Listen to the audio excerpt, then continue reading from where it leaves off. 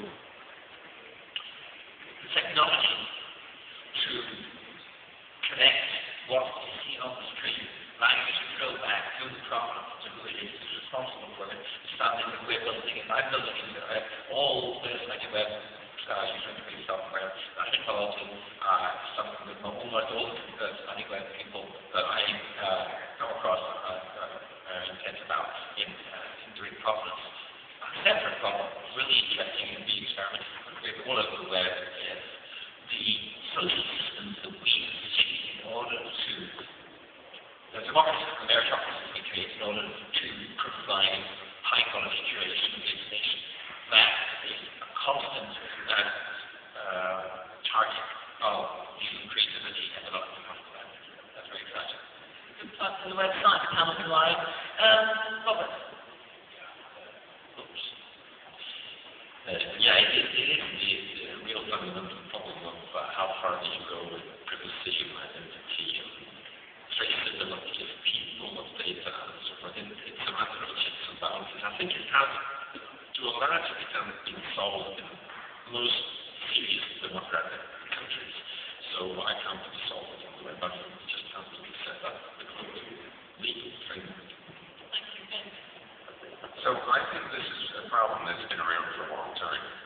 Information sources will vary in their quality. Your friends give you information. Sometimes it is very accurate. Your parents give you information. You get information from newspapers, magazines, television, and radio. One of the jobs that every one of us has had in all of our lives has been to critically think about the material we see and hear and to evaluate it.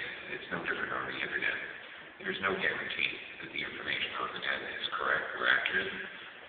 You can make demands on the information. You can say, where did it come from? And the more authentic the data can be, the more you can determine its provenance, the better you may be able to evaluate it. But if there is no provenance, then you have to treat it with some skepticism, just like in the scientific method, where you don't believe what somebody says until you can reproduce it.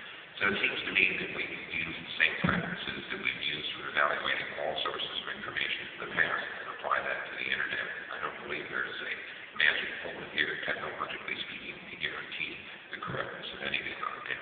Thank you. Yeah, well, as a publisher, I care a lot about the process of developing content and the accuracy and authenticity of it.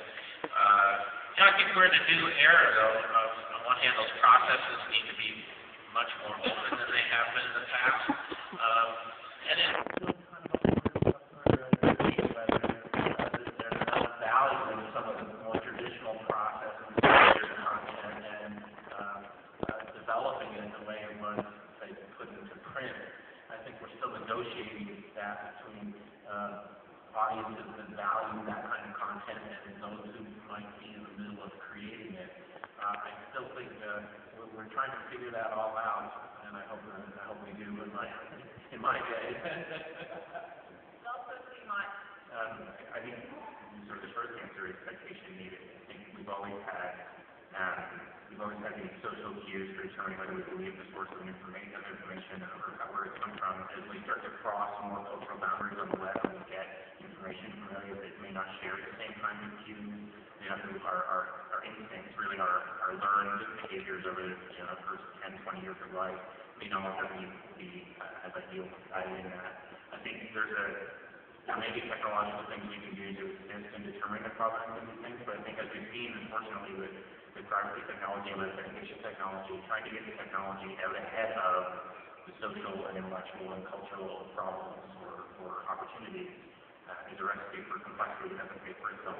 So I think it comes down to, as Nick said, a bigger investment in education around critical thinking, around media literacy, around understanding the value of chasing sources. We didn't have that for a long time because your sources were usually not visible. When you read an article in the newspaper, there was no way to point to where they got their information or the biography of the experts that they cited. We have that capability now because of the power of the web. I think using it will give people the tools to make those good decisions themselves. Thanks. We have to finish now. Thank you very much, Panel. You've joined me. Thank you, members, for this morning.